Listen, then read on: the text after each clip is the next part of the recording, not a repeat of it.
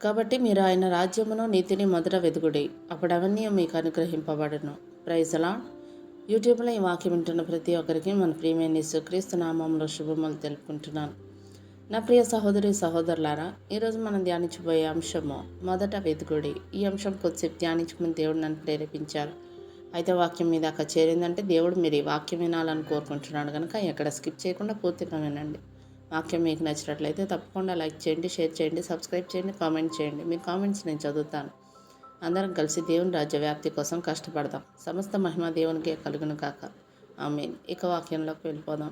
మత్తయి సువార్త 6వ అధ్యాయం 33వ వచనం మనం గమనించినట్లయితే, కాబట్టి మీరు ఆయన రాజ్యమును నీతిని మొదట వెతుకుడి, అప్పుడవన్నీ మీకు అనుగ్రహింపబడును అంటూ పరిశుద్ధ లేఖనం సెలవిస్తుంది.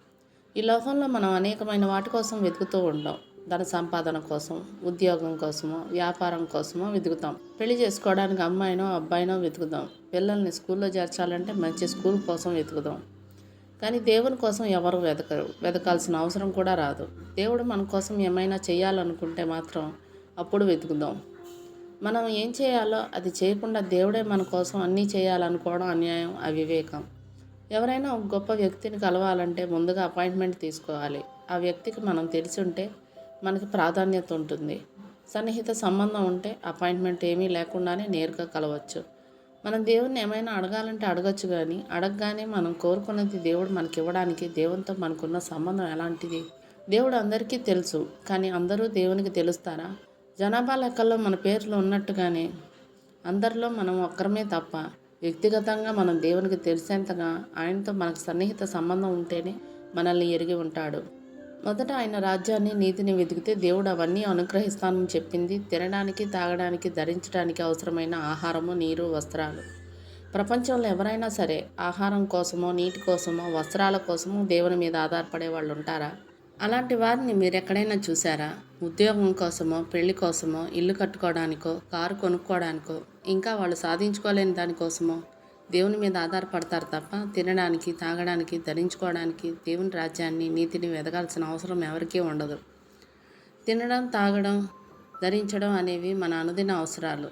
మనం మొదట దేవుని రాజ్యాన్ని, నీతిని వెతికితే ఆహారము, నీరు, వస్త్రాలు మాత్రమే కాక ఈ లోకంలో మనం జీవించడానికి అవసరమైనవన్నీ దేవుడు మనకిస్తాడు. మరి దేవుని రాజ్యము, నీతి ఎక్కడ ఉంటుందని వెతకాలి? దేవుడు ఎక్కడ ఉంటే అక్కడ ఆయన రాజ్యము, నీతి ఉంటుంది. కాబట్టి ముందు మనం దేవుని వెతకాలి. యెహోవాను వెతకుడి, ఆయన బలమును వెతకుడి, ఆయన సన్నిధిని నిత్యము వెతకుడి అంటూ కీర్తనల గ్రంథం 105వ అధ్యాయం 4వ వచనంలో రాయబడి ఉండటం చూస్తున్నాం. ఆయన సన్నిధిని మన హృదయంలో, మన ఆలోచనలో వెతకాలి. నిరంతరం ఆయన గురించి ఆలోచించాలి. ఆయన గురించి ఆలోచించకపోతే ఆయన్ని ప్రేమించలేం. మనం దేవుణ్ణి ప్రేమించకపోతే ఆయన్ని వెతకలేం. దేవుని గురించి తెలియకపోతే ఆయన గురించి ఆలోచించలేం. దేవుని గురించి తెలియాలంటే ఆయన వాక్యం చదివి దాన్ని ధ్యానించాలి. వెదకుడి మీకు దొరుకును అని మత్తయి సువార్త 7వ అధ్యాయం 7వ వచనంలో రాయబడిన ప్రకారం దేవుని వెతికినప్పుడు ఆయన రాజ్యము, నీతి మనకు దొరుకుతుంది. అప్పుడు దేవుడు మనతోనే ఉంటాడు. దేవుడు మనతో ఉంటే మనకి ఏది కొదువు ఉండదు కదా. మరి దేవుని వెతకడానికి నువ్వు సిద్ధంగా ఉన్నావా?